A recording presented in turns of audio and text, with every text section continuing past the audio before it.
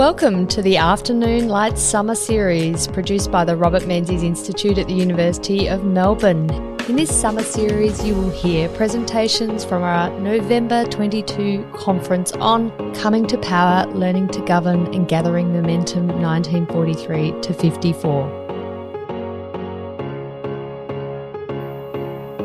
In today's episode, you will hear from Dr. William Stoltz on the founding of the Australian Secret Intelligence Service, followed by Dr. David Lee on economic management during the Korean War.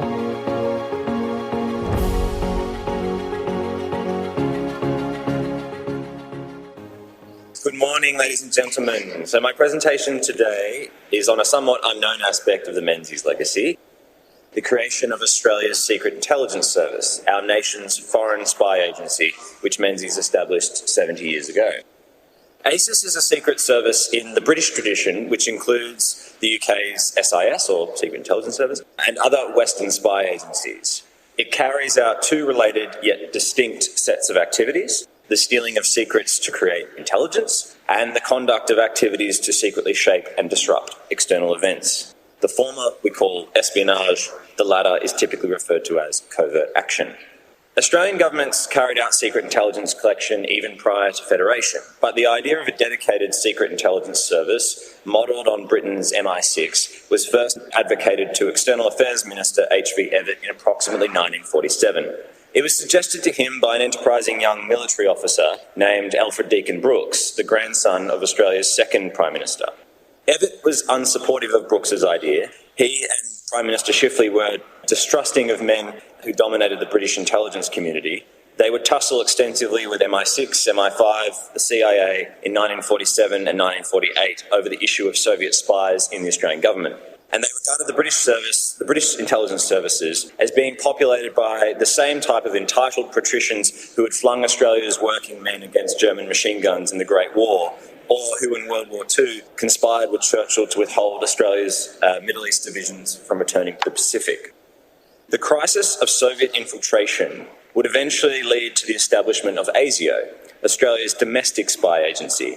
While this was taking place, Menzies and Richard Casey were laying the groundwork for the 1949 election campaign, which would place a strong emphasis on anti-communism and national security. By 1947, Casey was the federal director of the Liberal Party. He would also eventually be pre-selected for the seat of La Trobe for the Liberal Party. He had served extensively overseas and in the 1920s had previously been embedded by Prime Minister Bruce in the UK Cabinet and Foreign Offices as Australia's representative in London. Here he had seen firsthand the value of secret intelligence. In his capacity as federal director, he employed Alfred Brooks in October 1947 as, quote, a specialist officer on the staff of the Federal Secretariat to deal with foreign affairs, imperial defence and subversive activities. These were doubtless strange things for a political party to employ someone for, but it makes more sense when we consider the Liberal Party's agenda for the 1949 campaign.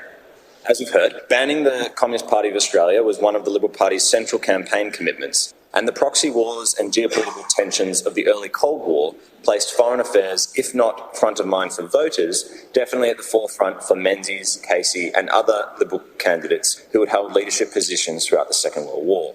While preparing foreign affairs research papers for the party and working closely with Casey, Brooks would later express his desire to be pre-selected as a Liberal Party candidate for a Melbourne seat at the 1949 election, although this did not come to pass.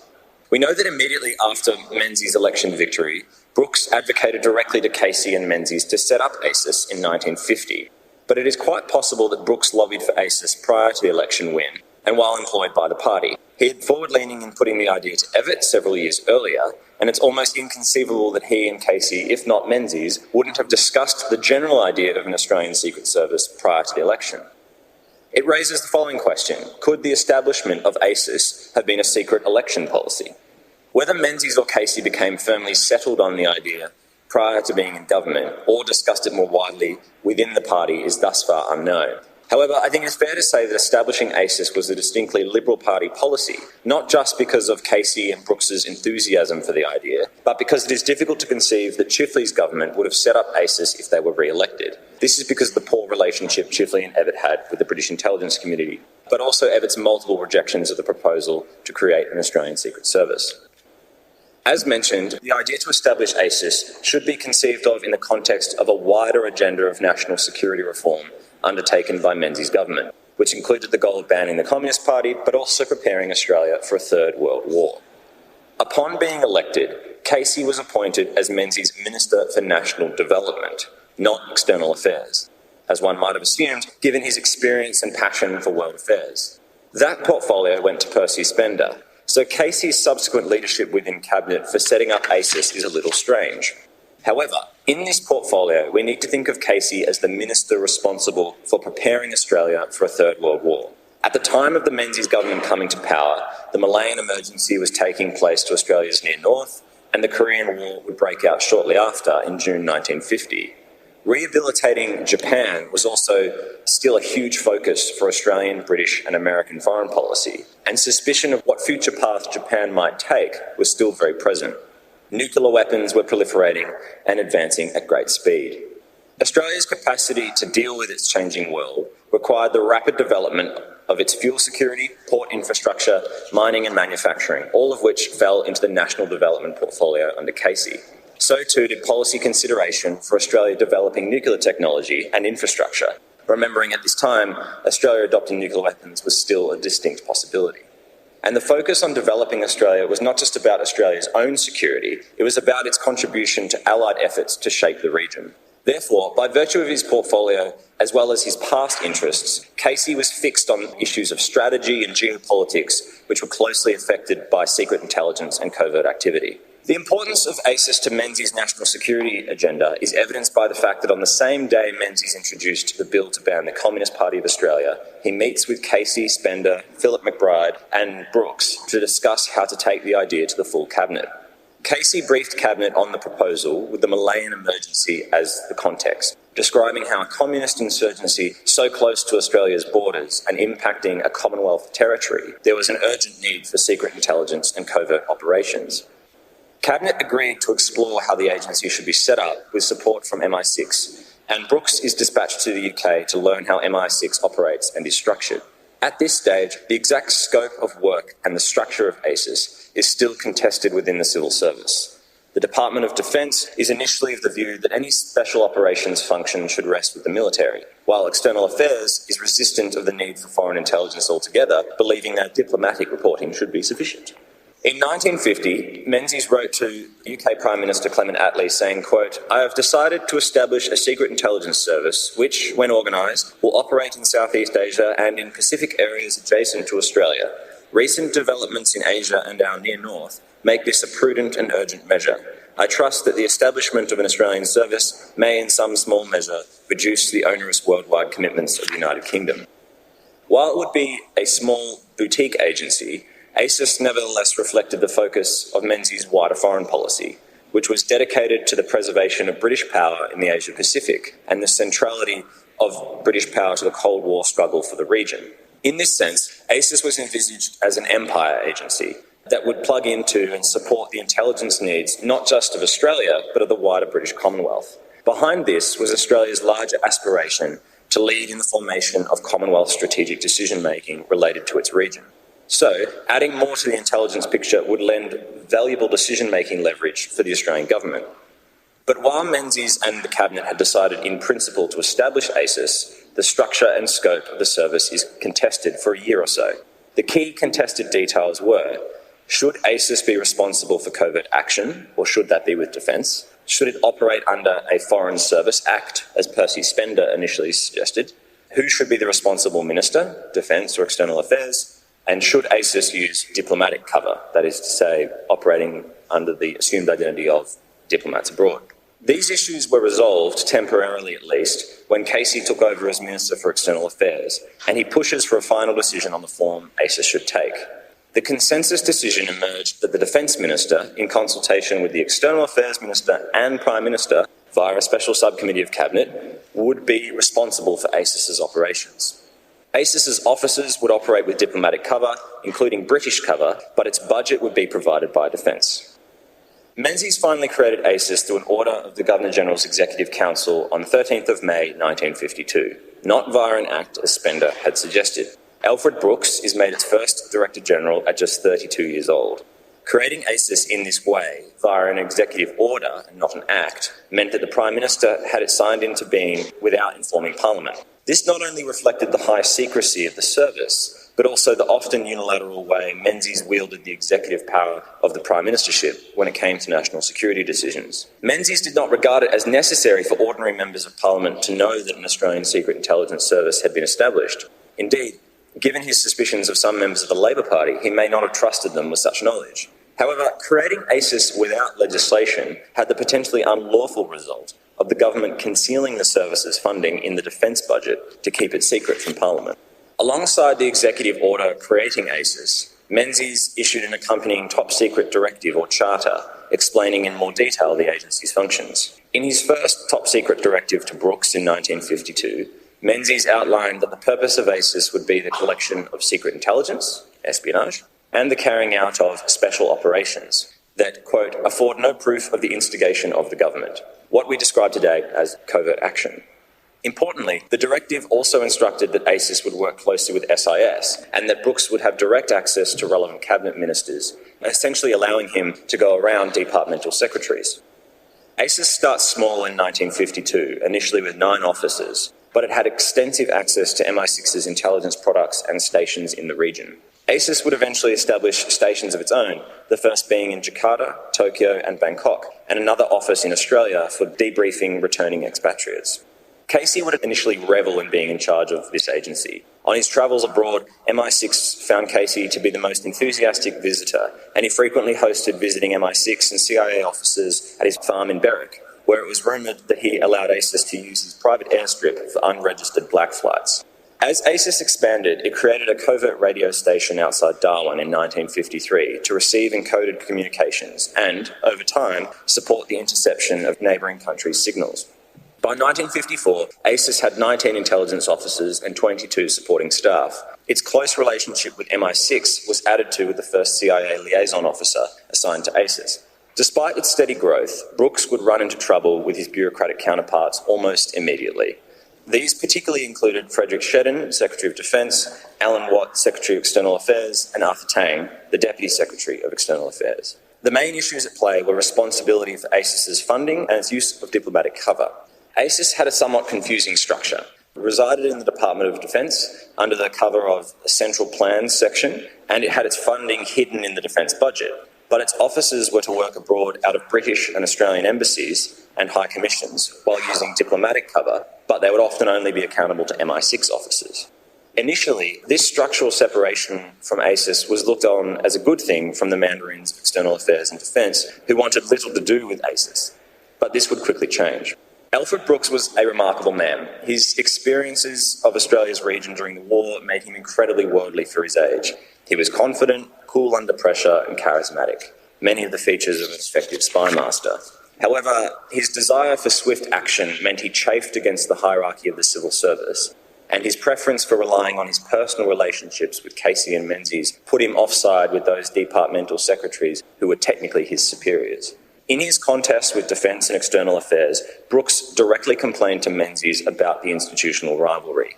He sought the PM's intervention by asking that instead of being placed under Defence, ACIS should simply be directly responsible to Menzies. However, due to Watt and Tang's concern over ACIS's use of diplomatic cover, it was moved to External Affairs in 1954. Another issue for Brooks was his relationship with Casey, which was initially very close. Theirs was the correspondence of 2 close friends, one the elder mentor to the other, and very frequently Casey turned to Brooks for policy advice on topics well outside of Brooks's purview as DG ACIS. Brooks also volunteered advice to Casey on how to engage with Casey's UK and US counterparts without consulting External Affairs. In this context, Brooks would write an extraordinary letter to Casey in 1955 on his view of the ideal role of a secret service within the wider public service. Brooks argued that ACIS should be the central agency for setting national security and foreign policy. He argued that Australia needed a strong capacity to deploy economic and psychological warfare against communist-aligned states. The final straw came, however, in 1957, when Brooks took the extraordinary step of flying to Washington to meet with the US Secretary of State, John Foster Dulles, and the Director of the CIA, Alan Dulles, without engaging with his External Affairs and Defence counterparts. Among other things, he discussed with the Dulles brothers the sensitive and politically charged issue of potentially using Australia as a base for long-range nuclear weapons. It's ambiguous how much Casey knew or approved of this engagement by Brooks. It's certainly possible Brooks was dispatched to Casey's insistence to broker the sensitive proposal without the knowledge of the wider bureaucracy. Regardless, this engagement was seen by Watt and Shedden as an irrecoverable act of roguishness. It appears that at this time, Casey also became less favourable to ACIS's operations. Brooks would explain in later years that Casey appeared to have become terrified that an ACIS agent using diplomatic cover would be exposed, and that as the minister responsible, it would lead to his removal from office. In 1957, while Menzies was absent for surgery, a number of cabinet ministers, including Casey, met with Shedden and Watt and decided to abolish ACIS. It's not clear if Menzies' absence was directly exploited.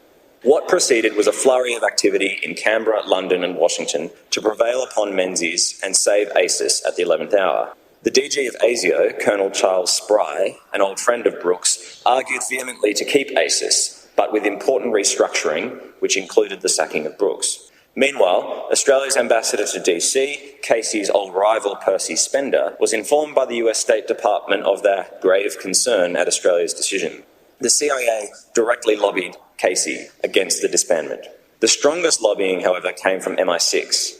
The Vice Chief of SIS, Sir James Easton, came in person to Canberra for a 5-day blitz of Australia's politicians and senior public servants, and he attended to Casey personally at his farm in Berwick. The message from MI6 and CIA was that without ACIS, Australia could not expect privileged access to their top-secret intelligence. The intelligence relationship was still recovering from the Soviet infiltration of the 1940s, and a trusted Australian Secret Service, along with ASIO, was seen as pivotal to rebuilding trust and access for Australia. So it was that Menzies overturned his colleague's decision and ACIS was saved, but not with Brooks at the helm. So the story of Menzies' creation of ACIS 70 years ago reveals a government contending with many of the same issues concerning secret statecraft that Australia's government today still grapples with. Covert action and espionage are controversial tools of statecraft for a liberal democracy. For Menzies, they were seen as tools to find influence and advantage in a fast-changing, uncertain and hostile world dominated by the Cold War. Today, our outlook is not too dissimilar, given events in the South Pacific and further afield. ACIS, as a tool of British power in the Asia-Pacific and an asset for the Commonwealth, adds complexity, I think, to our typical view of post-war Australian foreign policy being derivative of the Americans.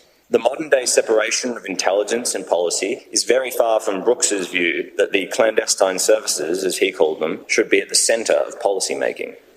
Finally, what I hope this study of ACIS's creation shows is that studying Australia's secret statecraft is possible, and indeed it is sorely needed because today, like Menzies' time, hidden tools of shaping and understanding the world are again critical to achieving national advantage in a contested era. Thank you.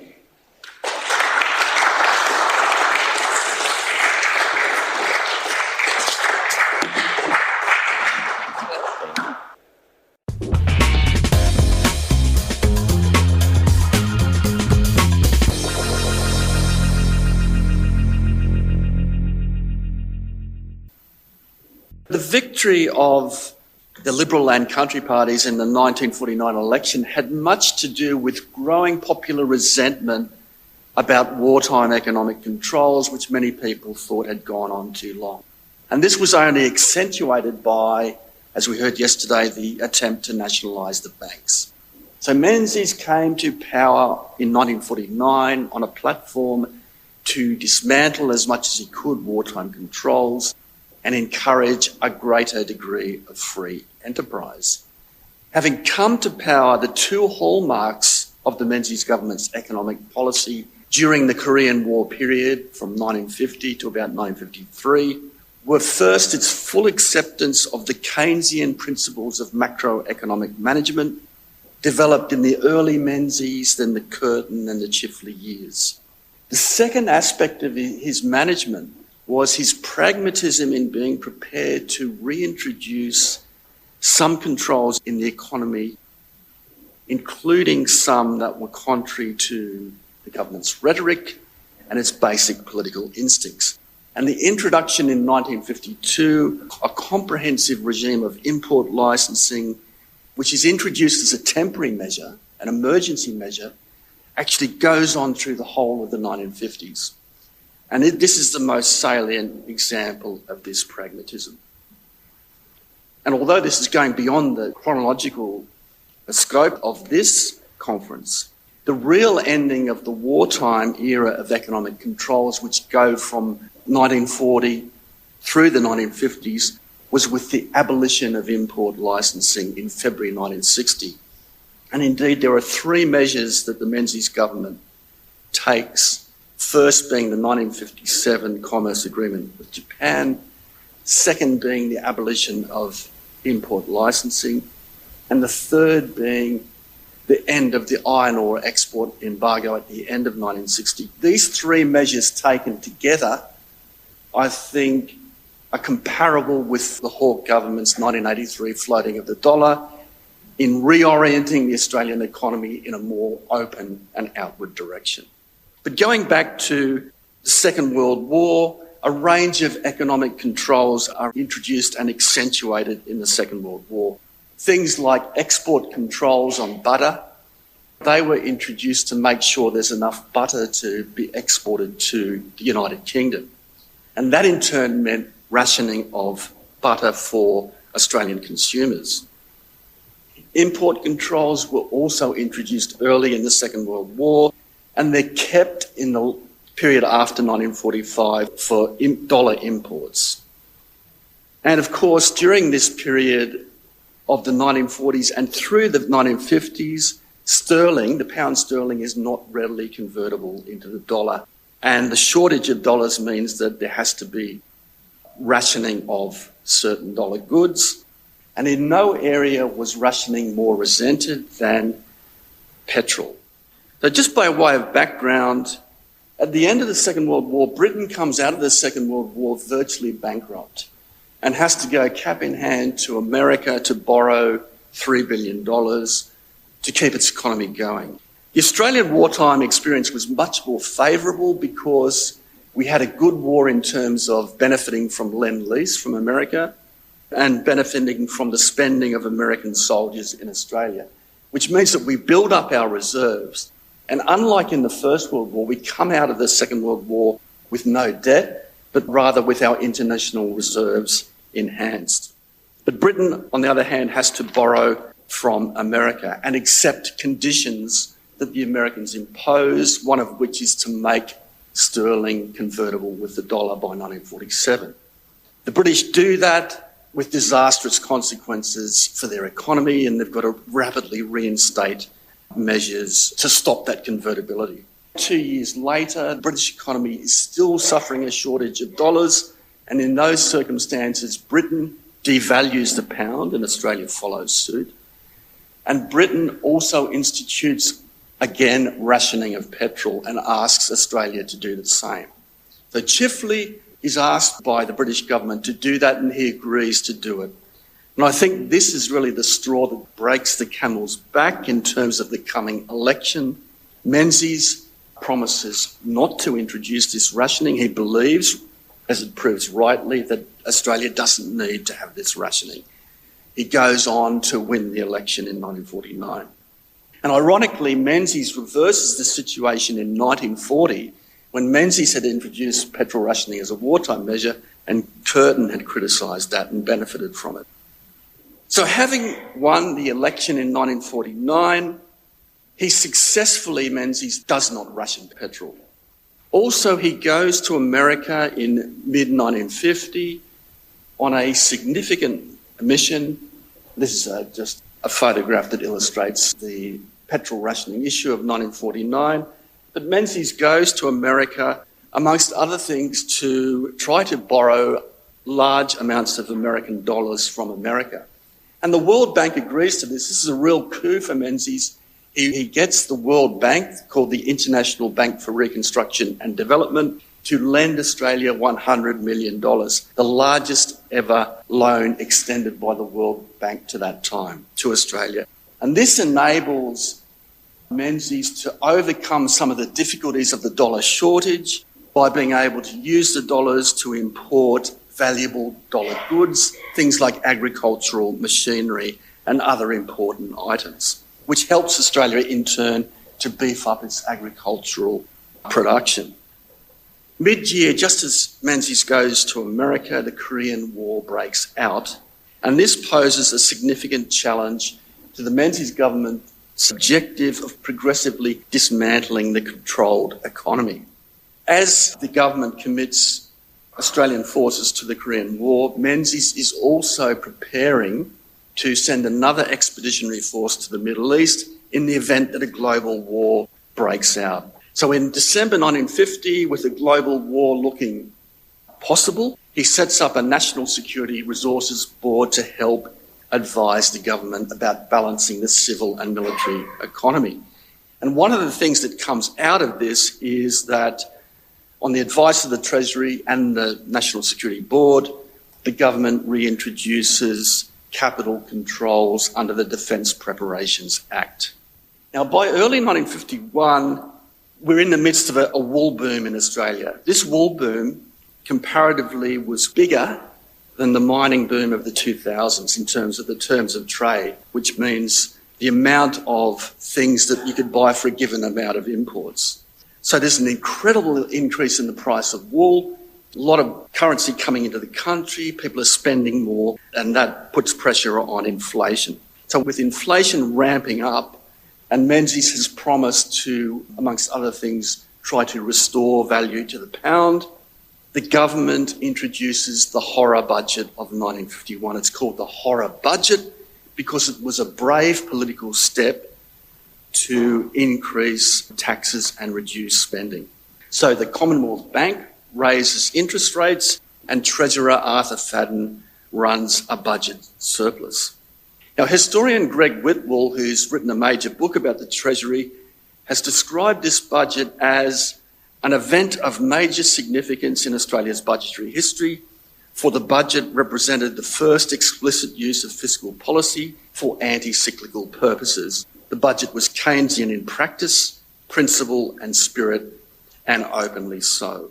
And Menzies and his government benefits from the top-level officials in Treasury, led by Roland Wilson from 1951, and others like Richard Randall and younger officers such as John Stone, who joined later. Now, one bad consequence of the wool boom for the Menzies government is America's now in the Korean War, and it's having to clothe its troops with woolen garments, and it has to pay a higher price for wool. So in the second half of 1950, the Truman administration asked the Australian government to suspend wool auctions. And later, it wants to introduce an international scheme to allocate wool. Now, this really poses major problems for the Australian government. So wool is our major export.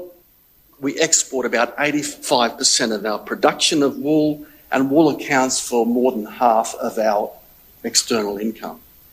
So this is a really detrimental measure that the Americans are proposing or asking Australia to do, just as Australia is trying to negotiate the ANZUS Treaty. So it's a delicate task that the Menzies government has to navigate.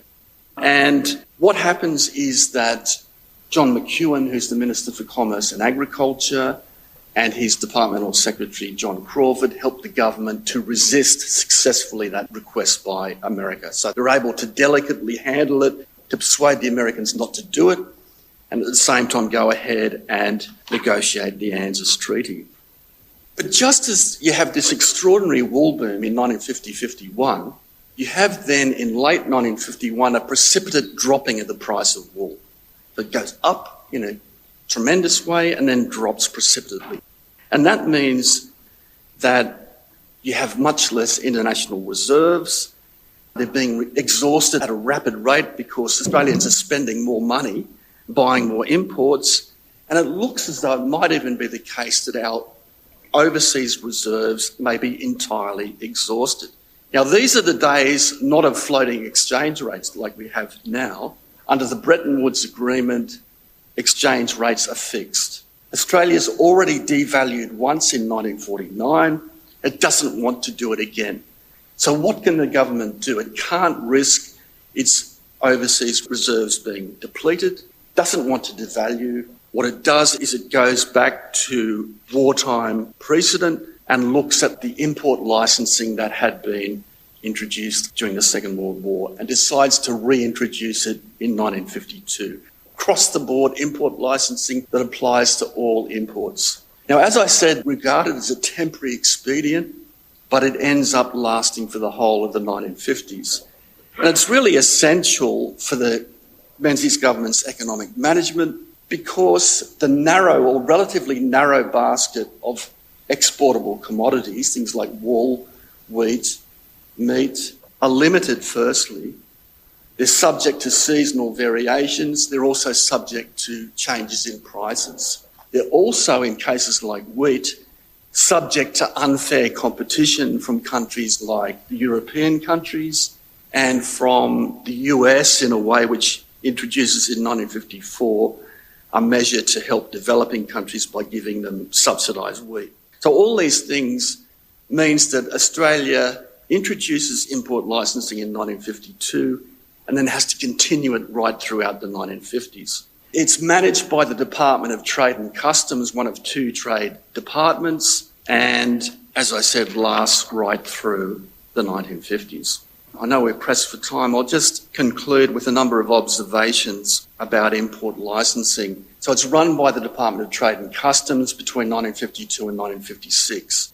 Then the Menzies government decides to create a Department of Trade by merging Commerce and Agriculture and Trade and Customs. Why does he do that? He wants to put one of his most capable ministers, probably the most capable after Menzies, in charge of import licensing because it's such an important job. Previously, it had been managed by the Minister for Trade and Customs. Secondly, he wants John Crawford, the Departmental Secretary, to be the public servant administering the scheme. So they take it on from 1956 and they keep it going until 1960. In 1960, Harold Holt wants to get rid of import licensing because inflation's having an uptick again. He wants to get rid of licensing to soak up the inflation, and he thinks we're ready for the end of licensing. Crawford says, no, that's too fast, that's too precipitate, be cautious, don't move so fast. But Holt and the Cabinet decide that they're going to do this and go ahead with it and take a leap in the dark. Having taken this leap in the dark, it doesn't go so well because there's a balance of payments blowout, and then Menzies and his Cabinet have to introduce the credit squeeze measures, putting taxes up, etc., putting interest rates up to balance the external account. And that produces, for the first time since 1949, significant unemployment and almost causes the defeat of the Menzies government in 1960.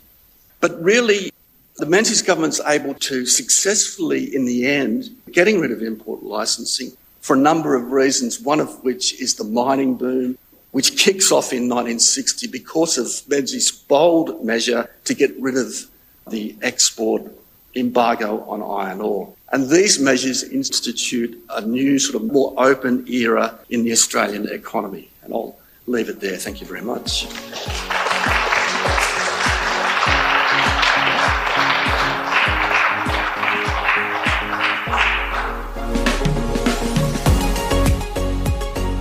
I hope you've enjoyed hearing from the presenters at our 2022 conference on this summer series of the Afternoon Light podcast of the Robert Menzies Institute. To hear more from the Robert Menzies Institute, please make sure you subscribe to this podcast. Thank you.